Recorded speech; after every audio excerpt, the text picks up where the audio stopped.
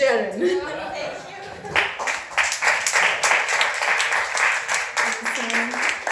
Thank you. It was so obvious that it's my first time, so I just jumped to the stage before I supposed to jump, but yeah.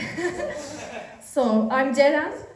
You can call me Jerry as well. I'm Turkish, and I moved to Luxembourg 2 years ago. When I moved here, I was vegan. And you know there are... That's already becoming funny, I think. You know there are different options or different types of diets, like vegetarians don't eat meat, pescatarians don't eat meat except fish. I've recently heard something called flexitarian, which usually don't eat meat, but occasionally they do. And different kinds, like vegans don't consume any animal products, and including even honey, because it's made by bees and so on, so it's quite strict. And that's the story of how I become hesiterian, because I'm not vegan anymore. So I will start from the beginning. I was vegan because of some ethical beliefs. You know, I had some principles, and I was respecting animal rights and the integrity of their body. And also I thought it was healthier and environmentally friendly. And when I moved here, I found it's quite difficult to stay vegan in Luxembourg. It's a quite conservative place in terms of food choices, which I would never expect. And I, had to experience it. Imagine me, I arrived here all by myself. I was so alone here, and I was trying to make some friends.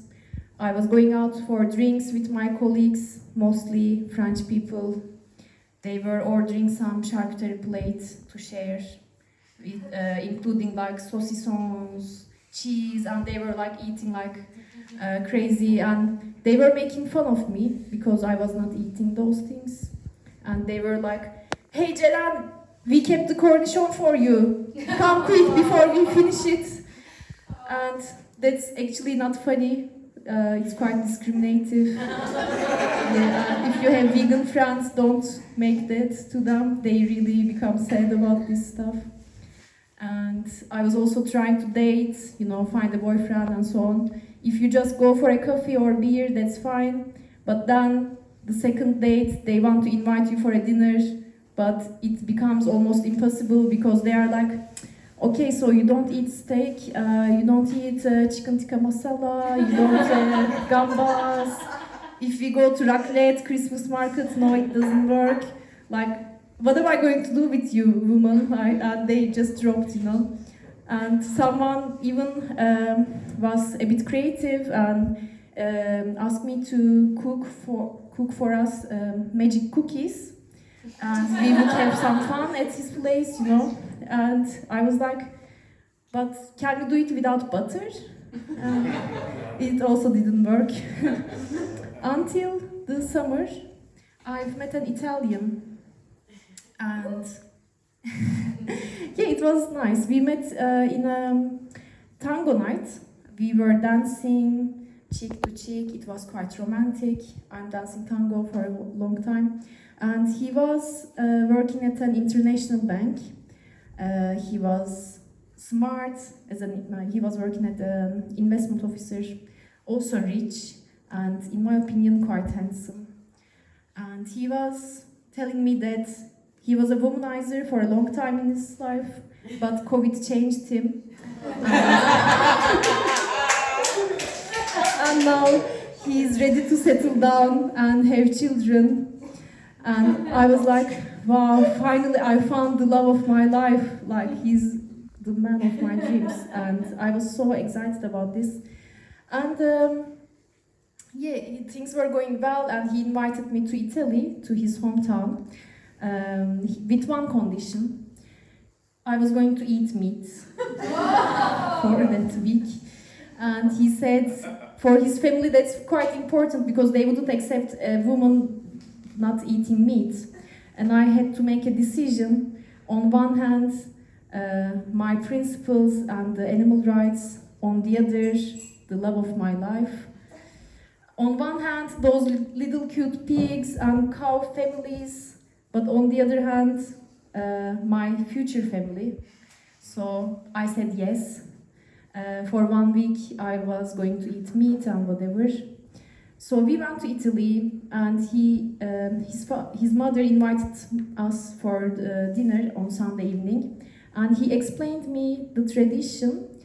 Every Sunday evening, they come together as a family and they eat rabbit. And I said meat, but rabbit.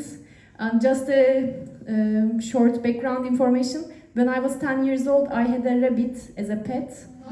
And his name was Fluffy. And I liked Fluffy a lot. And when he said rabbit, I was like, I mean, are you kidding me? I cannot eat Fluffy, what's going on? But since I said yes at the beginning, I had to do it. And yeah, in the dinner, his mother brought the rabbit, and I hesitated a lot. But I ate it. And everybody was so happy at the end, except me. But later in the night, we went back to his house, and there he revealed the real meat. He said, now it's time to eat his meat. And I was like, I mean, it's already going, and I cannot say no at this moment, and I ate his meat as well. He called it Fluffy also. He's Fluffy, so I don't have to choose one of them, you know, I can have both Fluffy and the meat. And I said, okay, but anyway. When we returned to Luxembourg, I broke up with him, of course. This asshole made me do this shit. And since then, when someone offers a meat, I hesitate, but I eat it.